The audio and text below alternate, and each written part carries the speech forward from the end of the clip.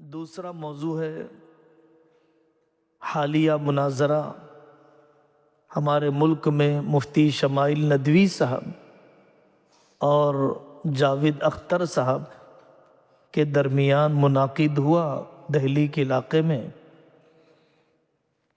اس کے ہمت افزائی اور عبرت آموزی کے پہلو، اہل اسلام خوش ہیں اور خوش ہونا چاہیے۔ اہل علم ہمت افزائی اور مبارکبادی کا سلسلہ جاری ہے اور مبارکبادی دی جانی چاہیے جہاں جہاں پر بھی اہل علم رہتے ہیں۔ ایمانی اخوت کا تقاضا ہے، علمی رشتے کا تقاضا ہے کہ کام کرتا ہوا دیکھ کر خوش ہونا چاہیے۔ اگر دل میں کہیں پر بھی تنگی آتی ہے، ناقدری آتی ہے، تو سوچنا چاہیے نفس کا بندہ بن گیا میں، حسد کے جراثیم اور کبر کے گٹر دل میں ابل رہے ہیں۔ اسی لیے آدمی دوسرے کی خوبی کا اعتراف کرنا نہیں چاہتا، اعتراف ہونا چاہیے۔ اللہ مفتی صاحب کو جزائے خیر عطا فرمائے، حفاظت فرمائے۔ دوسری بات میرے عزیزوں، تاریخ میں ہمیشہ مناظرے ہوتے رہے۔ ہندوستان کی تاریخ میں حضرت نانوتوی رحمۃ اللہ علیہ، مرتضی حسن صاحب چاند پوری رحمۃ اللہ علیہ، مولانا محمد مونگیری رحمۃ اللہ علیہ، اور ساؤتھ میں مفتی عبداللطیف صاحب رحمۃ اللہ علیہ، ویلور کے تھے، یہ بہت قابل آدمی تھے۔ حضرت مولانا رحمت اللہ کیرانوی رحمۃ اللہ علیہ، قریبی زمانے میں طاہر گیاوی صاحب، مولانا ابوبکر غازی پوری رحمۃ اللہ علیہ نے مختلف سطحوں پر مناظرے کیے، لیکن وہ غیر میڈیائی دور تھا، اس لیے ہمارے درمیان آج تک غیر معروف ہے، اور اگر ہم میڈیا پر ہی منحصر رہے تو مرتے دم تک غیر معلوم بھی رہیں گے، پتہ ہی نہیں چلے گا۔ مناظرے کا واقعتاً فائدہ ہے اگر خاص اصول کے ساتھ ہو۔ فن مناظرہ پڑھنے کے قابل ہے۔ ہمارے مدارس میں فن مناظرہ پڑھایا جاتا تھا، رشیدیہ نامی کتاب ہے مناظرے پر، جو درسن پڑھائی جاتی تھی۔ وَجَادِلْهُمْ بِالَّتِي هِيَ أَحْسَنُ، یہ شعبہ ہے اسلام کا۔ مناظرہ اور مجادلہ یہ نافع ہے اگر ہمارے اندر خیر خواہی کا جذبہ ہو، دعا درود کے ساتھ بیٹھے، مذاق نہ اڑایا جائے جس سے مناظرہ کیا جا رہا ہے،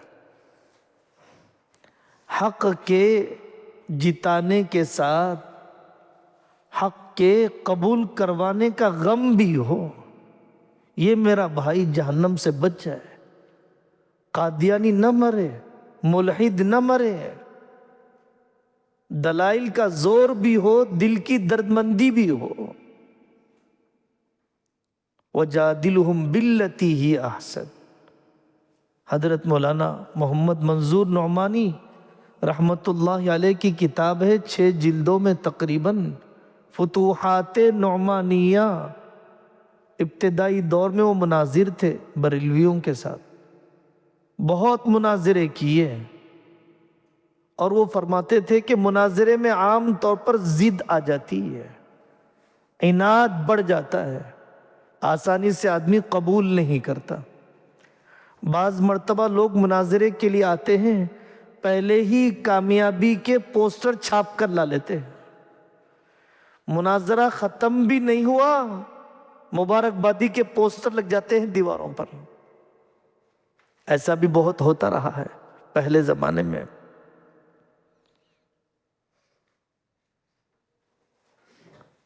اس مناظرے کے بعد یہ نہیں سمجھنا چاہیے کہ اب دنیا میں مناظرے ختم ہو گئے، اب پورے ملحدین دفن ہو گئے۔ ایسا نہیں ہے، سلسلہ جاری ہے، حق اور باطل کی کشمکش قیامت تک جاری رہے گی۔ ہمارے حلقے کے ایک عالم دین نے اہم کارنامہ انجام دیا۔ مجھے اپنے حصے کی ذمہ داری نہیں بھولنا چاہیے۔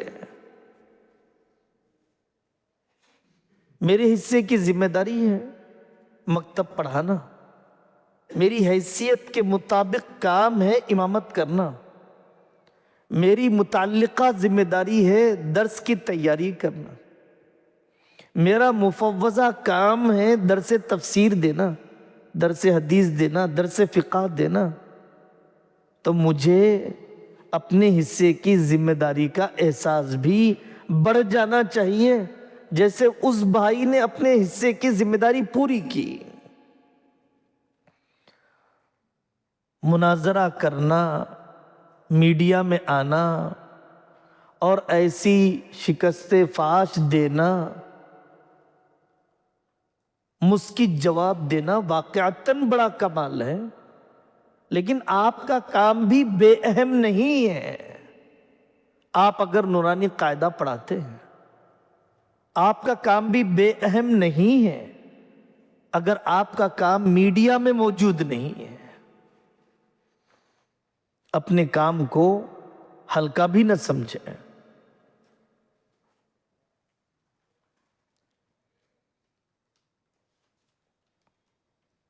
جب کوئی کارنامہ انجام دیا جاتا ہے تو عام طور پر فرد واحد کا کارنامہ نہیں ہوتا، اس کے پیچھے پوری ایک مشنری، ایک ٹیم اور ایک اجتماعیت ہوتی ہے، اس کے بعد وہ کارنامہ انجام پاتا ہے۔ تو اس مناظرے میں بھی ڈاکٹر مفتی یاسر ندیم صاحب اور مولانا عاصم افتخار صاحب اور دوسرے کئی علماء کرام ہیں، دنیا کے کونے کونے میں روزہ رکھنے والے لوگ ہیں، ملک کے کناروں میں سجدوں میں پڑے رہنے والے لوگ ہیں اور رہے ہیں، تب جا کر اللہ تبارک و تعالیٰ نے اس کارنامے کے انجام دینے میں سہولت پہنچائی۔ ان کے اساتذہ کی دعائیں بھی ہیں، ان کے ماں باپ کی ہمتیں بھی ہیں۔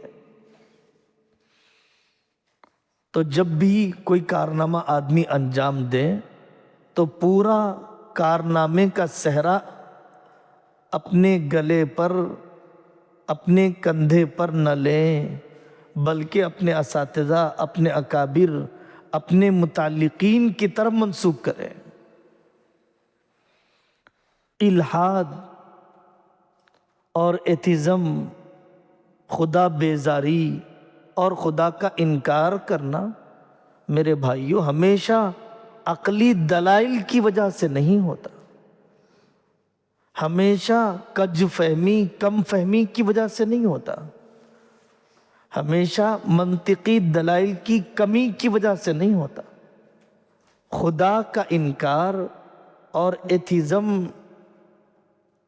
زندگی کے بیک گراؤنڈ کی وجہ سے بھی ہوتا ہے۔ والدہ کا کم عمری میں انتقال ہو گیا، والد حادثے کے شکار ہو گئے، تنگیاں رہی زندگی میں، خاندان نے سنبھالا نہیں، ماموں چچا نے خیال نہیں رکھا، دل بیزار ہو گیا، تب زبان سے کہنے لگا اسلام ہی نہیں چاہیے مجھے، خدا ہی بڑا بے رحم ہے، اس نے مجھے بے آسرا چھوڑ دیا۔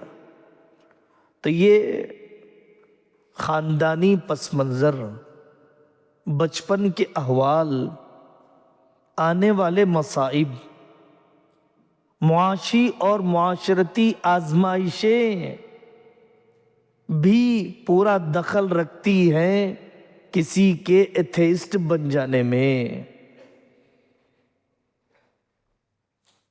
مناظرہ کافی نہیں ہے کردار بنائے بغیر، دلیل کافی نہیں ہے اخلاق بنائے بغیر۔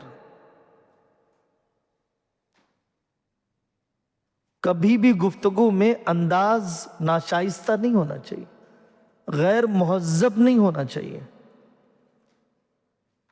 مناظرے کے درمیان، مناظرے کے بعد مد مقابل کا تمسخر نہ کیا جائے، استہزاء نہ کیا جائے، ٹھٹا نہ اڑایا جائے۔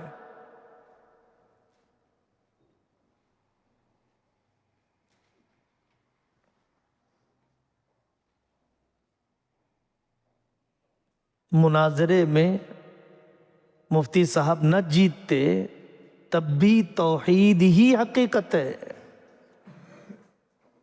توحید کا سچا ہونا مناظرے سے ثابت ہو گیا۔ اس کے بجائے یہ سمجھنا چاہیے کہ توحید کے عقیدے میں ماننے والوں میں تقویت آ گئی مناظرے کے بعد۔ اگر وہ اللہ نہ کرے مناظرہ ہار جاتے تب بھی توحید ہی حقیقت ہے۔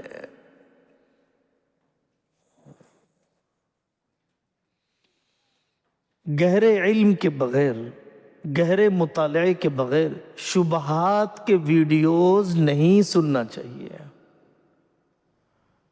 اغیار کی کتابیں نہیں پڑھنا چاہیے، غیر متقی اہل سنت والجماعت سے منحرف لوگوں کی کتابیں نہیں پڑھنا چاہیے اپنی فکری پختگی کے بغیر، کیونکہ شبہ مختصر ہوتا ہے، جواب لمبا ہوتا ہے، اور شبہ پیدا ہو گیا ایمان خطرے میں پڑ گیا۔ شک کے ساتھ جئیں گے اور شک کے ساتھ مریں گے تو ڈر ہے کہ ایمان کے بغیر دنیا سے چلے جائیں۔ ہر آدمی اپنے آپ کو اتنا باکمال نہ سمجھے کہ ہر ایرے غیرے، ہر منحرف فکر والے کے ویڈیوز کو سننے لگ جائیں، ان کی کتابوں کو پڑھنے لگ جائے جواب کی تیاری کے بغیر، حق کے مطالعے کے بغیر، اہل حق سے رابطہ کیے بغیر۔ ایسے کلپ سننے سے پورا احتیاط کرنا چاہیے۔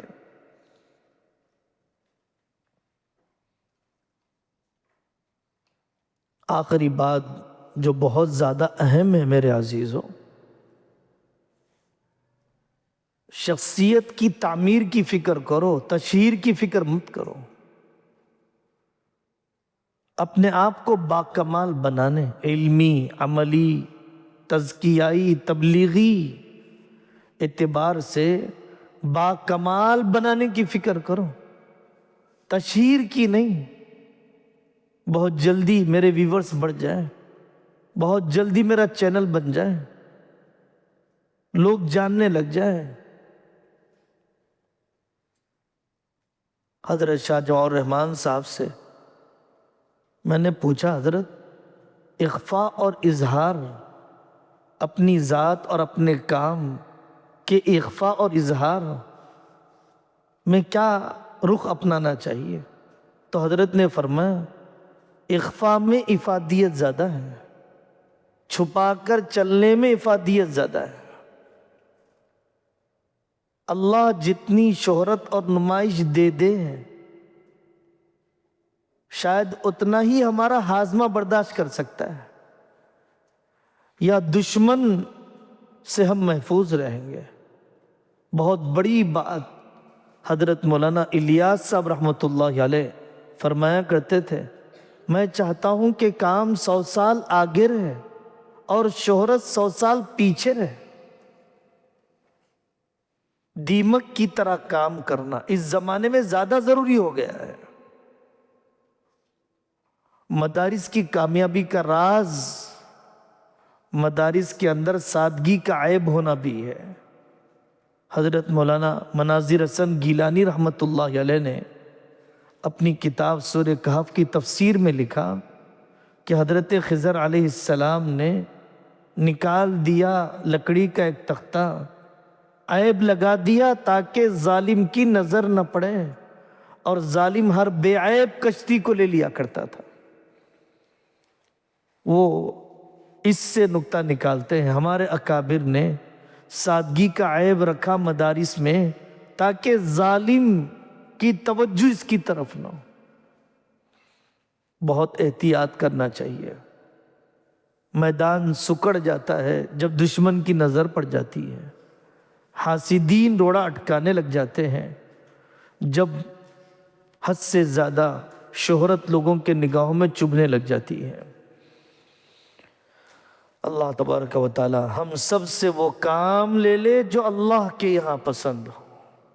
اللہ تعالی ان اصول، اس اخلاص کے ساتھ کام لے لے جس کے ذریعے سے ہماری دنیا بھی محفوظ رہے، آخرت بھی ہماری سنور جائے۔ وصلی اللہ تعالی علی خیر خلقہ محمد وعلی آلہ واصحابہ اجمعین۔ قدیم فلسفہ اور منطق کی اصطلاحات کی ضرورت کا بھی احساس کر لینا چاہیے۔ شرع عقائد بے اہم نہیں ہے، الانتباہات المفیدہ بے ضرورت نہیں ہے، یہ بھی ایک پہلو ہے۔